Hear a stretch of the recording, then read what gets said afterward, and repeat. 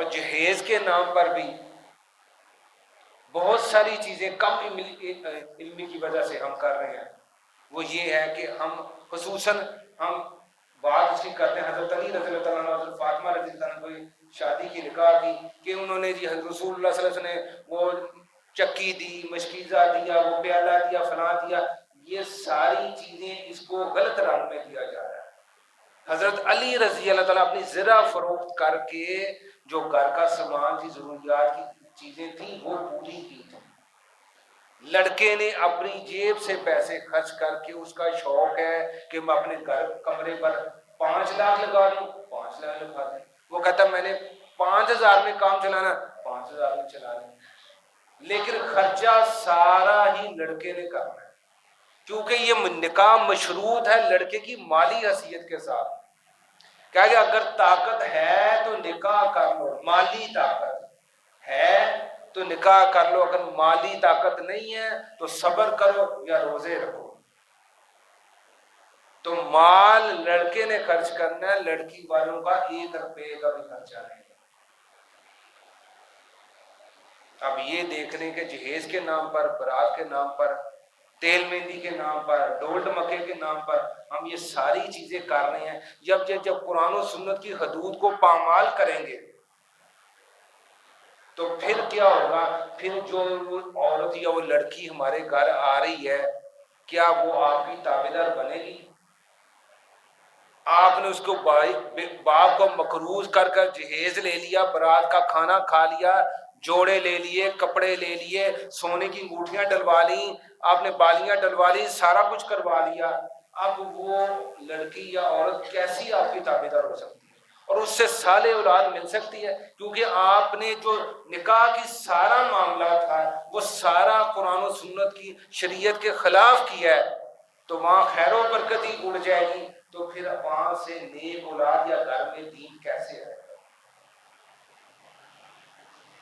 تو یہ ہر جگہ، چاہے وہ دیندار بندہ ہے چاہے وہ دیندار نہیں ہے، سارے ہی ہم اس میں شامل ہیں. کوئی تھوڑا کر رہا ہے، کوئی زیادہ کر رہا ہے، سارے ہی معاملہ کر رہے ہیں.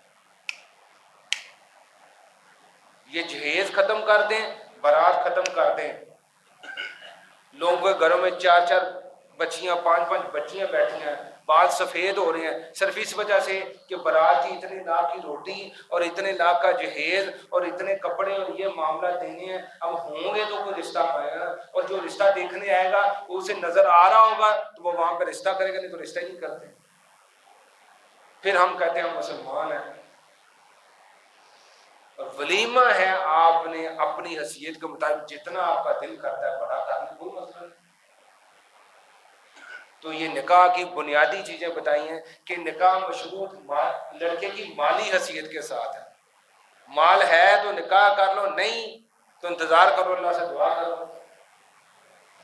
اور جب لڑکے والے خصوصاً آپ نکاح نامہ چیک کر لینا تو نکاح نامے پہ جب حق مہر لکھا جاتا ہے تو دونوں فریق کے اندر خوف ہوتا ہے.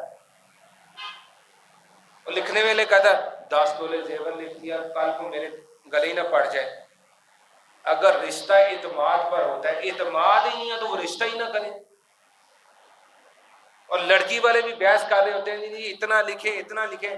جب آپ نے سب سے قیمتی چیز اپنی بیٹی کسی کو دے رہے ہیں تو کیا مال گارنٹی ہے کہ وہ اپنے گھر میں بچ جائے گی؟ بلکہ آپ ایسی باتیں کر کر اس کے آگے کانٹے بو رہے ہیں، اس کی آگے آئیں گی یہ باتیں.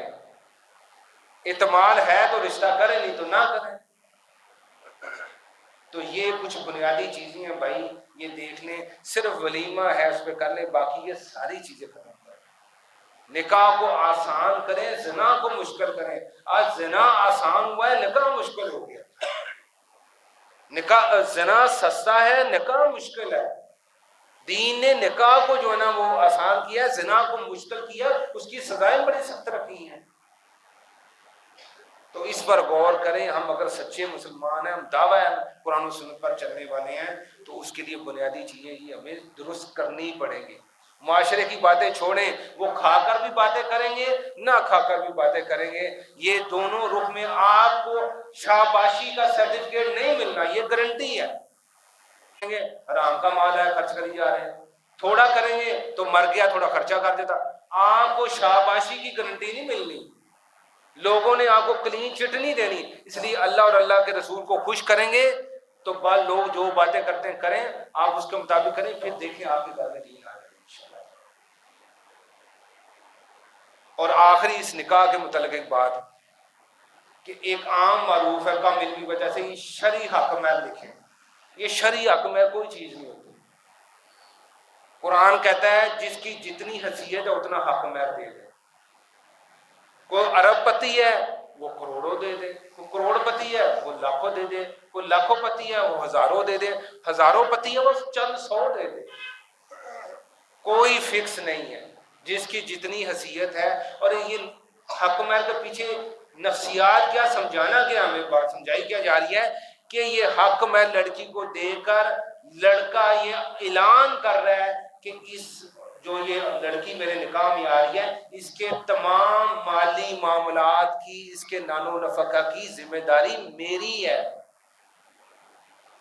میں اس کے ہر قسم کے خرچ کا ذمہ دار ہوں۔ یہ ایک ٹوکن منی دے کر بات سمجھائی جا رہی ہے ہمیں کہ نان و نفقہ مال کا خرچ کرنا مرد کی ذمہ داری ہے، عورت کی ذمہ داری نہیں۔